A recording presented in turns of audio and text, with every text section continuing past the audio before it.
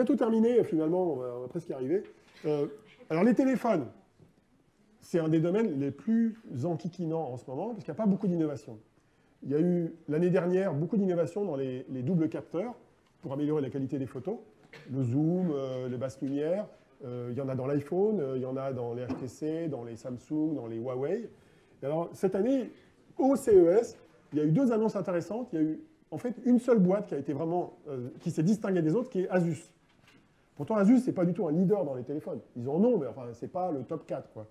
Et ils ont été capables de sortir 2 téléphones qui, à mon sens, sont visionnaires. Il y en a un premier qui est le AR, je ne sais pas si je l'ai mis dans le bon ordre, c'est celui-là, qui en fait contient 3 capteurs et qui contient tous les éléments de captation pour faire des applications de réalité augmentée.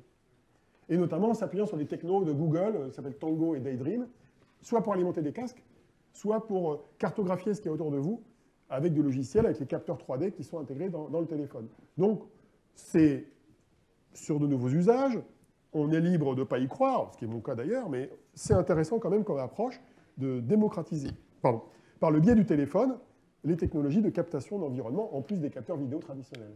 Et à côté de ça, pour moi qui fais de la photo, ils ont sorti un appareil qui s'appelle le Zoom, qui a une caractéristique, c'est qu'il est 2 fois meilleur que l'iPhone 7 en qualité des photos.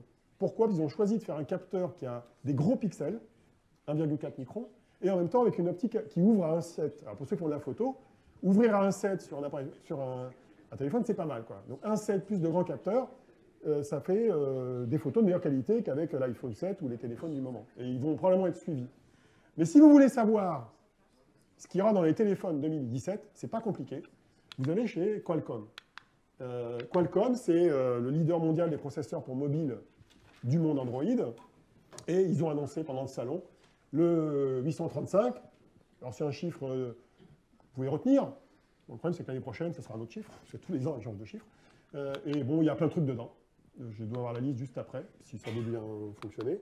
Il y a plein de trucs dedans. Il est fabriqué en 10 nano, donc il est plus petit. Il est plus rapide. Il a un modem à 1 gigabit. Il est adapté à la réalité virtuelle.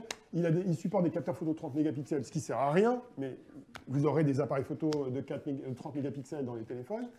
Il supporte même le logon avec les yeux, la reconnaissance des visages, les stabilisateurs photo. En gros, et il supporte la charge rapide du téléphone. Donc en gros, quand vous voulez savoir ce qu'il y a dans un téléphone de l'année suivante, vous regardez les specs des chipsets, et vous avez quasiment 90% de la spec du téléphone. Et donc tous les téléphones qui vont être annoncés à Barcelone dans 6 à 7 semaines vont utiliser ce truc-là, ou un équivalent venant de Mediatek ou d'ailleurs. Et d'ailleurs, il supporte aussi pour la première fois la HDR, donc la vidéo à très haute dynamique de luminosité qu'on a dans le monde de la télé, mais aussi dans l'univers du mobile. Donc voilà comment on peut savoir ce qui va se passer. Les laptops ont évolué énormément aussi.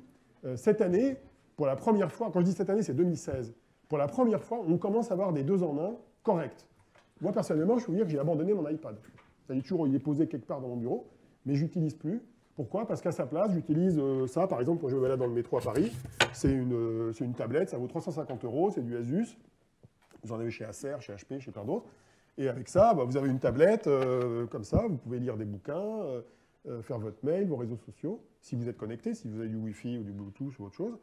Et puis quand vous voulez travailler, vous mettez le clavier, soit avec un aimant, soit avec ce système-là, comme les tablettes Surface. Sauf que là, ce n'est pas le prix d'une Surface, ça c'est 350 €.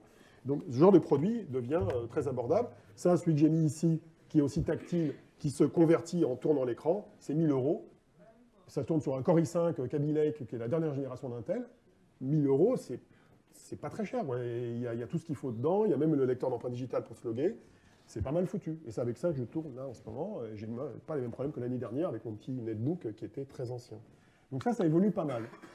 En 2017, un bon ordinateur qui ne serait pas un Macintosh, parce que vous pouvez aussi acheter un Macintosh, MacBook Pro avec un écran tactile de 1 cm d'épaisseur, enfin vous savez, la touch bar qui est sur le haut du clavier. Moi, je trouve que c'est sympa quand même de cliquer sur l'écran. Apple ne veut pas avoir d'écran tactile.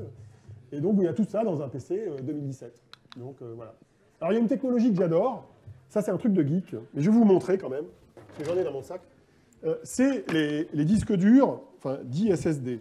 Alors, vous connaissez probablement la technique, mais je l'ai expérimenté justement en allant au CES. Donc, je me suis acheté ça. C'est pas le plus récent, d'ailleurs. C'est un Samsung. Ça, c'est 1 Teraoctet. Il existe en 2 Tera, ça pèse, je crois, soit 50 grammes à 70 grammes.